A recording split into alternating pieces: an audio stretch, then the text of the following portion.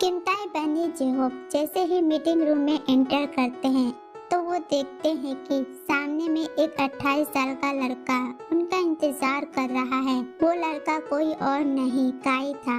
काई कॉर्पोरेशन का सीईओ और उनके पापा मनोहरा और उनके साथ असिस्टेंट निखिल था। जब काई किमताई को देखते हैं तो वो अपने चेयर से खड़े हो जाते हैं एंड किमताई से हाथ मिलाते हैं।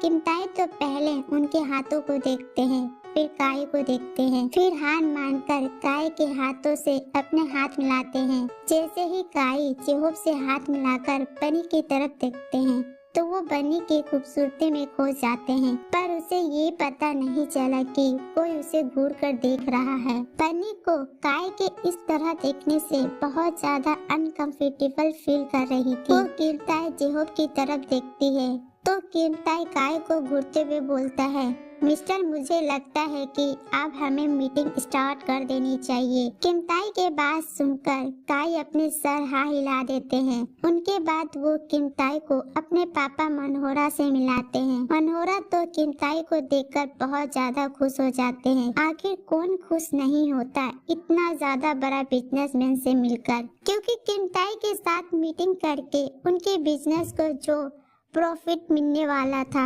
वो उनकी सोच से कई गुना था, इसलिए वो अपने मन ही मन में बहुत ज्यादा खुश हो रहा था। मीटिंग स्टार्ट होते हैं। मीटिंग जैसे जैसे आगे बढ़ रहा था किमताई का गुस्सा उतना ही ज्यादा बढ़ रहा था, क्योंकि काई बनी को अपने लेस भरे नजरों से ही देखे जा रहा था। वो बनी को देखकर अपने होठों पर जीभ फेरने लगा, जो किमताई का गुस्सा पन्नी के लिए काफी था। उनके बाद किमताई को जब नहीं रहा गया तो वो अपने जेब से एक रूम का कार्ड निकालते हैं एंड बनी को बोलते हैं, मिसेस बनी यहाँ पर मेरे एक रूम है, प्लीज उस रूम के अलमारी के डोर से एक फाइल लेके आइए।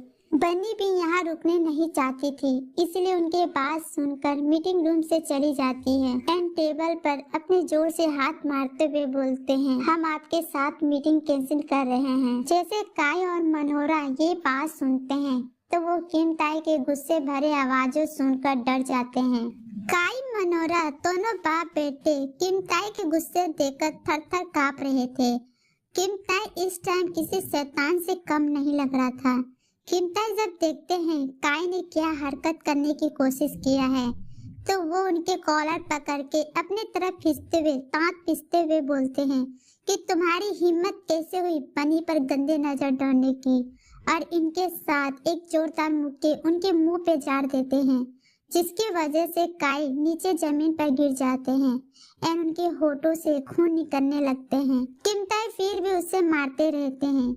मनोहरा जब देखते हैं किमताई काई को मार रहा है तो वो भी एक पल के लिए किमताई के गुस्से देखकर डर जाते हैं, लेकिन फिर अगले पल होश में आकर वो किमताई से बोलते हैं, मिस्टर किमताई प्लीज काई को माफ कर दीजिए, वो आगे से ऐसे गलती नहीं करेंगे। किमताई जब देखते हैं काई उनके मार से अधमरा हो गया है तो वो काई को छोड़कर मनोहरा को घूर के देखते हैं एंड उसे बोलते हैं, माफी तुम्हारे बेटे को नहीं मिल सकता है, क्योंकि उसने जो हरकत किया है वो बहुत ज्यादा घटिया हरकत थी।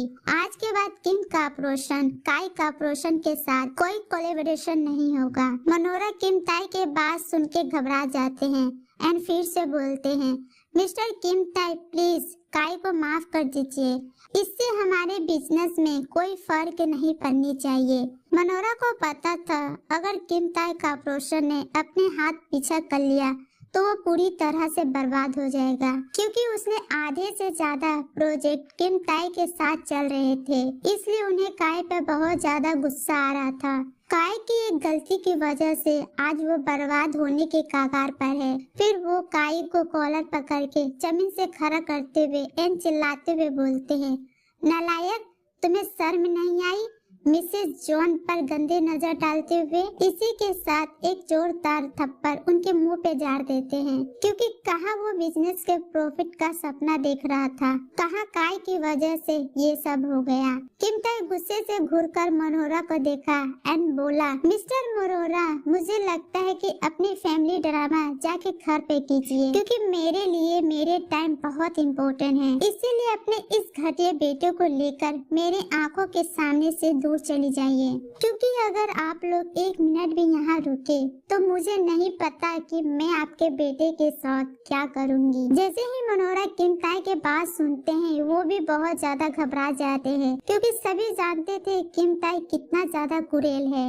अगर कोई उनके चीज या उनके साथी पर उनके नजर रख दे, उनके साथ किसी भी हद तक जा सकता था। तभी दोनों के कानों में काय की आवाज पड़ते हैं जो किम ताई से बोल रहा है, मिस्टर किम ताई, मुझे नहीं लगता कि वो लड़की आपके लिए इतना इम्पोर्टेंट होगी, क्योंकि वो एक मामूली असिस्टेंट है।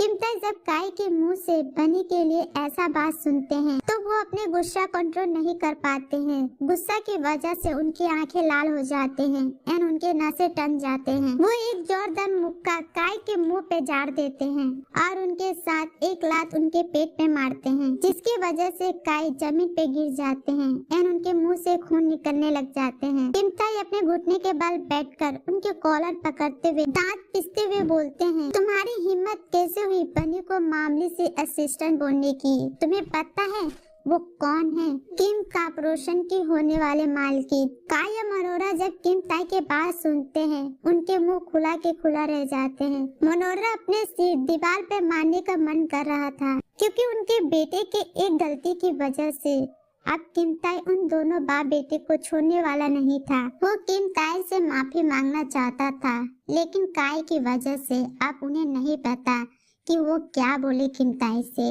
लेकिन वहाँ पर कोई और था जिनके मुंह खुला हुआ था और उनकी आंखें बाहर आने की थी। वहाँ कोई और नहीं, बनी और जेहोब दोनों थे। जेहोब तो किम ताई के बात सुन के उसे झटका लगा, लेकिन बनी को समझ नहीं आ रहा था कि वो क्या बोल रहा है। लेकिन उसे किम ताई के बात सुन के बहुत ज्यादा गुस्सा आ जाते हैं।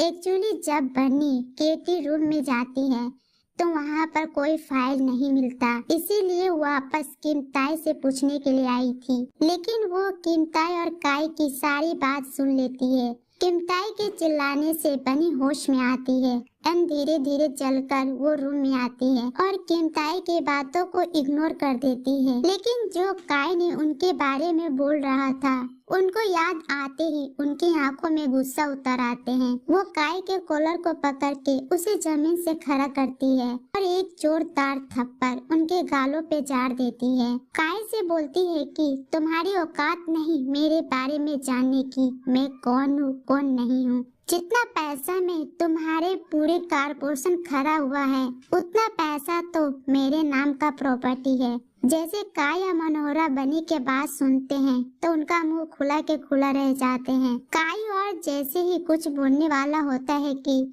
तभी और जोरदार एक थप्पड़ उनके गालों पे झाड़ देते हैं। ये कोई और नहीं बनी थी। बनी को काय पर बहुत गुस्सा आ रहा था, क्योंकि आज तक किसी की हिम्मत नहीं थी कि उनके बारे में ऐसे गलत बोले और उनके ऊपर गंदा नजर डाले। अब मैं सबक सिखाऊंगी बनी जॉन कौन है। जैसे ही दोनों बाप बेटे बनी का नाम सुनते हैं दोनों चौंक जाते हैं। उसके बाद बनी अपने पापा को कॉल करते हैं। जैसे ही उनके पापा कॉल पिक करते हैं तो बनी सीधे अपने पापा से बोलते हैं, हेलो पापा। जैसे ही मिस्टर जॉन बनी की आवाज सुनते हैं तो उन्हें पता चल गया था उनकी बेटी इस टाइम बहुत ज्यादा गुस्सा में है। उन्हें ये भी बहुत अच्छे से पता था कि बनी का गुस्सा शांत करना बहुत जरूरी है, वरना वो किस किस के वाट लगाएगी ये किसी को भी नहीं पता था। बनी की आवाज सुन के उनके पापा बोलते हैं, हाँ बेटे बोलो क्या बात है, आपने इतनी रात कॉल क्यों किया, सब ठीक है ना, और आप इतनी गुस्से में क्यों हो?